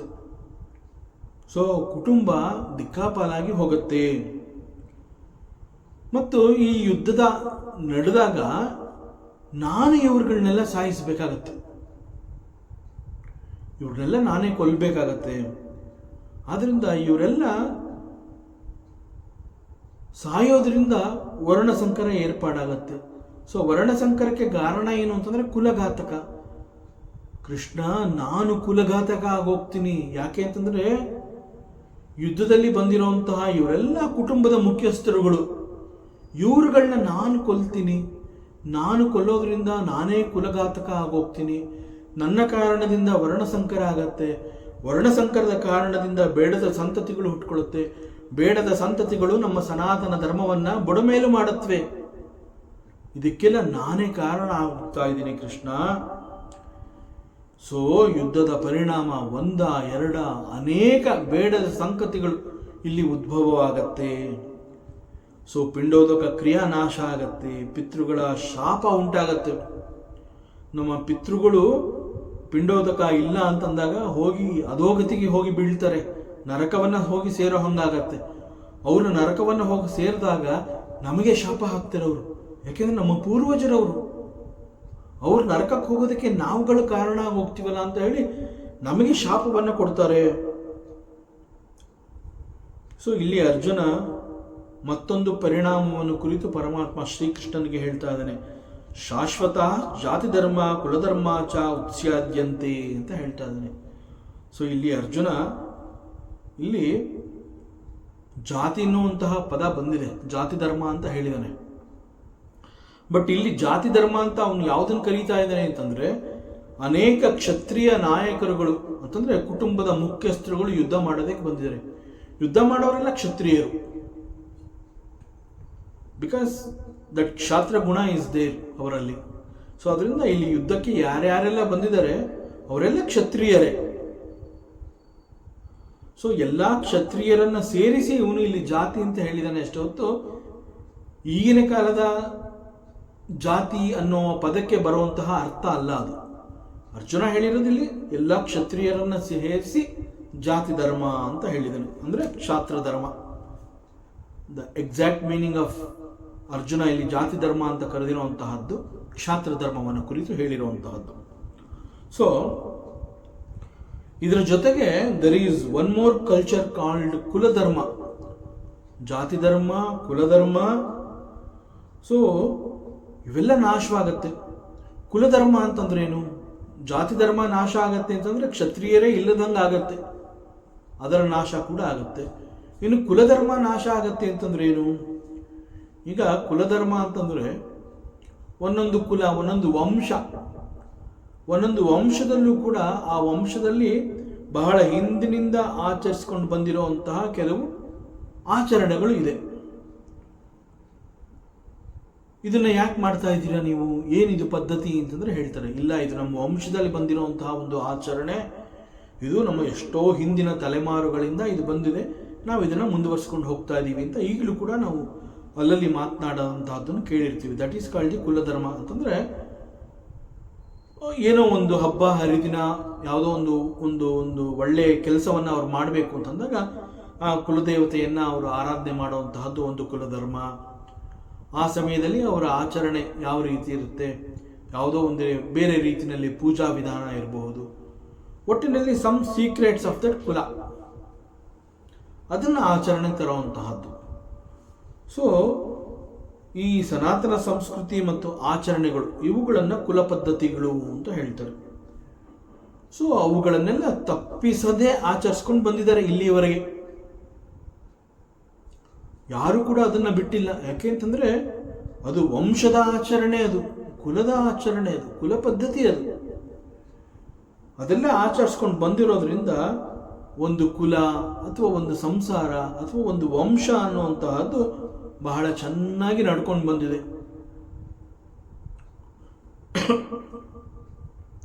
ಈಗಲೂ ಹೇಳ್ತಾರಲ್ಲ, ಇವನು ಯಾವುದು ಪದ್ಧತಿ ನಿಲ್ಲಿಸಿಲ್ಲಪ್ಪ, ಅದಕ್ಕೆ ಎಲ್ಲ ಚೆನ್ನಾಗಿ ಆಗ್ತಾ ಇದೆ ಅಂತ ಹೇಳ್ತಾರೆ.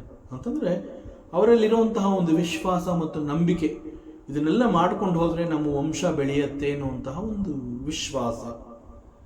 ಸೊ ಅದೆಲ್ಲ ಚೆನ್ನಾಗಿ ನಡ್ಕೊಂಡು ಬರ್ತಾ ಇದೆ ಮತ್ತು ಅದೀಗ ಅದೇ ರೀತಿಯಲ್ಲಿ ಮುಂದುವರ್ಕೊಂಡು ಹೋಗ್ಬೇಕು, ಅದು ನಿಲ್ಲಬಾರದು. ಒಬ್ಬೊಬ್ರು ಕುಲ, ಒಂದೊಂದು ವಂಶದಲ್ಲಿ ಒಂದೊಂದು ರೀತಿಯ ಆಚರಣೆ ಇದೆ ಅಂತಂದಾಗ ಅದು ಯಾವುದು ನಿಲ್ಲಬಾರದು. ಇಲ್ಲಿವರೆಗೆ ಚೆನ್ನಾಗಿ ನಡ್ಕೊಂಡು ಬಂದಿದೆ, ಸೊ ಈಗಲೂ ನಡೆಯುತ್ತೆ, ಮುಂದೇನೋ ಅದು ಹಾಗೆ ನಡ್ಕೊಂಡು ಹೋಗ್ಬೇಕು. ಆದರೆ ಮುಂದೆ ಕೂಡ ಅದು ನಡ್ಕೊಂಡು ಹೋಗ್ಬೇಕು ಅಂತಂದ್ರೆ ಈ ಯುದ್ಧ ಆಗೋದ್ರಿಂದ ವರ್ಣಸಂಕರ ಅನ್ನುವಂತಹದ್ದು ಉಂಟಾಗತ್ತೆ. ವರ್ಣಸಂಕರದ ಕಾರಣದಿಂದ ಬೇಡದ ಸಂತತಿಗಳು ಜಾತಿ ಧರ್ಮವನ್ನಾಗಲಿ ಕುಲಧರ್ಮವನ್ನಾಗಲಿ ಅವರು ಆಚರಿಸ್ಕೊಂಡು ಬರೋದಿಲ್ಲ. ಅವ್ರಿಗೆ ಗೊತ್ತೇ ಆಗೋದಿಲ್ಲ ಇದು ನಮ್ಮ ವಂಶದಲ್ಲಿತ್ತ ಅನ್ನುವಂಥದ್ದು. ಅವರಿಗೆ ಗೊತ್ತೇ ಇಲ್ಲ, ಗೌರವ ಇಲ್ಲ, ನಂಬಿಕೆ ಇಲ್ಲ, ವಿಶ್ವಾಸ ಇಲ್ಲ, ಶ್ರದ್ಧೆ ಇಲ್ಲ ಫಸ್ಟ್ ಆಫ್ ಆಲ್. ಸೊ ಇವೆಲ್ಲ ಇಲ್ಲಿಗೆ ನಿಂತು ಹೋಗುತ್ತೆ. ಮತ್ತು ಇಲ್ಲಿ ಅರ್ಜುನ ಮತ್ತೊಂದನ್ನು ಕೂಡ ಹೇಳ್ತಾ ಇದ್ದಾನೆ, ಕುಲಧರ್ಮ ಜಾತಿ ಧರ್ಮ ಅಂತ ಹೇಳಿ is also using the word ಚ ಅಂತಂದ್ರೆ ಮತ್ತು, ದರ್ ಈಸ್ ಒನ್ ಮೋರ್ ಅಂತ ಅವನು ಹೇಳ್ತಾ ಇರುವಂತಹದ್ದು. ಇಷ್ಟು ಹೇಳಿ ಚ ಅಂತಂದ್ರೆ I will tell you there is one more thing. The hidden meaning is he is referring it as ಆಶ್ರಮ ಧರ್ಮ. ಸೊ ಇಲ್ಲಿ ಆಶ್ರಮ ಧರ್ಮ ಅಂತ ಹೇಳಿದಾಗ 4 ರೀತಿಯ ಆಶ್ರಮ ಧರ್ಮಗಳಿದೆ. ನಮ್ಮ ಸನಾತನ ಧರ್ಮದಲ್ಲಿ ಬ್ರಹ್ಮಚರ್ಯ, ಗೃಹಸ್ಥ, ವಾನಪ್ರಸ್ಥ ಮತ್ತು ಸನ್ಯಾಸ. ಸೊ ಈ 4 ಆಶ್ರಮ ಧರ್ಮಗಳು ಕೂಡ ಈ ಕುಲಧರ್ಮ ಮತ್ತು ಜಾತಿ ಧರ್ಮ ಅನ್ನುವಂತಹದ್ದು ನಾಶವಾದ ಹೋಗ ಅದರ ಜೊತೆಯಲ್ಲಿ ಈ ಆಶ್ರಮ ಧರ್ಮ ಅನ್ನುವಂತಹದ್ದು ಕೂಡ ನಾಶವಾಗಿ ಹೋಗುತ್ತೆ. ಸೊ ಇವೆಲ್ಲ ಇನ್ನು ಮುಂದೆ ನೀನು ಸಮಾಜದಲ್ಲಿ ನೋಡೋಕ್ಕಾಗದೇ ಇಲ್ಲ, ಎಲ್ಲ ಇಲ್ಲಿಗೆ ಮುಗಿದೋಗುತ್ತೆ. and the entire society will suffer. ಹೀಗೆ ಮತ್ತೊಂದು ಒಂದು ಅಪಾಯದ ಸುಳಿವನ್ನು ಪರಮಾತ್ಮ ಶ್ರೀಕೃಷ್ಣನ ಮುಂದೆ ಅರ್ಜುನ ತಂದಿಟ್ಟಿದ್ದಾನೆ. ಸೊ ಇದಕ್ಕೆಲ್ಲ ಕಾರಣ ಏನು ಅಂತಂದ್ರೆ ಬೇಸಿಕಲಿ ಯುದ್ಧ ಮತ್ತು ವರ್ಣಸಂಕರ. ಬಿಕಾಸ್ ಆಫ್ ವರ್ಣಸಂಕರ ಬೇಡದ ಸಂತತಿಗಳು ವಂಶದಲ್ಲಿ ಹುಟ್ಟಿ ಬಂದಾಗ ಅವರುಗಳಿಗೆ ಸಂಸ್ಕಾರದ ಪರಿಚಯವೇ ಇಲ್ಲ. ಆದ್ದರಿಂದ ಮುಂದೆ ಅಂತಹವರೇ ಏನಾದರೂ ನಾಯಕರಾಗುವಂತಹ ಪರಿಸ್ಥಿತಿ ಬಂದಾಗ ಅಂತಂದರೆ ಅವರುಗಳೇ ಲೀಡರ್ಶಿಪ್ ವಹಿಸ್ಕೋಬೇಕು ಅನ್ನುವಂತಹ ಪರಿಸ್ಥಿತಿ ಏನಾದರೂ ಉಂಟಾದರೆ ಆಗ ನಮ್ಮ ಸನಾತನ ಧರ್ಮದಲ್ಲಿ ಅದರ ಆಶ್ರಯದಲ್ಲಿ ಬಂದಿರುವಂತಹ ಯಾವುದೇ ರೀತಿ ನೀತಿ ನಿಯಮಗಳನ್ನು ಕೂಡ ಅವರು ಪಾಲಿಸೋದಿಲ್ಲ, ಎಲ್ಲ ನಾಶವಾಗಿ ಹೋಗುತ್ತೆ. ನಾವು ಮನುಷ್ಯರುಗಳು ಪರಮಾತ್ಮನ ಒಂದು ಸಂಕಲ್ಪ, ಅವನು ಭಗವಂತ ಒಂದು ಉದ್ದೇಶವನ್ನು ಇಟ್ಟು ನಮ್ಮನ್ನು ಮನುಷ್ಯರು ಅಂತ ಹೇಳಿ ನಮಗೆ ಒಂದು ಜನ್ಮವನ್ನು ಕೊಟ್ಟಿದ್ದಾನೆ, ಮನುಷ್ಯರಾಗಿ ಹುಟ್ಟುವಂತಹ ಒಂದು ಅವಕಾಶವನ್ನು ಕಲ್ಪಿಸಿಕೊಟ್ಟಿದ್ದಾನೆ ಭಗವಂತ. ಮನುಷ್ಯರಾಗಿ ಹುಟ್ಟಿದೀವಿ ಅಂತಂದ್ರಲ್ಲಿ ಮುಖ್ಯ ಉದ್ದೇಶ ಏನು ಅಂತಂದರೆ ನಾವು ಯಾಕೆ ಈ ರೀತಿ ಹುಟ್ಟಿದೀವಿ ಅನ್ನುವಂತಹ ಒಂದು ಉದ್ದೇಶವನ್ನು ನಾವು ಅರ್ಥ ಮಾಡ್ಕೋಬೇಕು. ಬದುಕಿನ ಮುಖ್ಯ ಉದ್ದೇಶ, the goal of the life ಅಂತ ಹೇಳ್ತಾರೆ.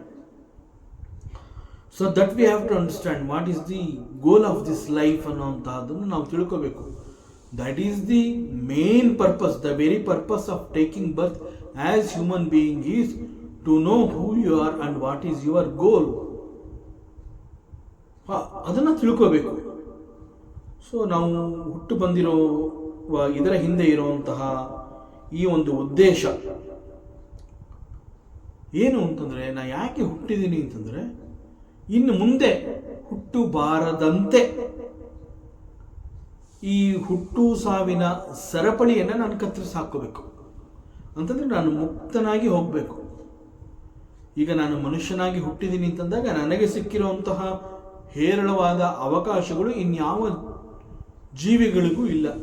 It is only for the human kind.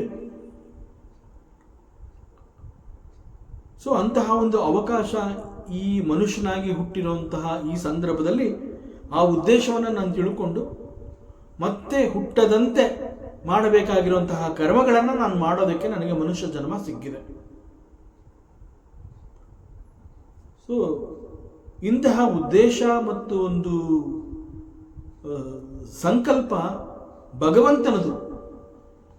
ಅವನು ನಮ್ಮ ಮೇಲೆ ಕರುಣೆಯನ್ನು ತೋರಿಸಿ ಇವನು ಮುಕ್ತನಾಗಿ ಹೋಗ್ಲಿ ಅಂತ ಹೇಳಿ ಮನುಷ್ಯ ಜನ್ಮ ಕೊಟ್ಟಿದ್ದಾನೆ ನಮಗೆಲ್ಲ.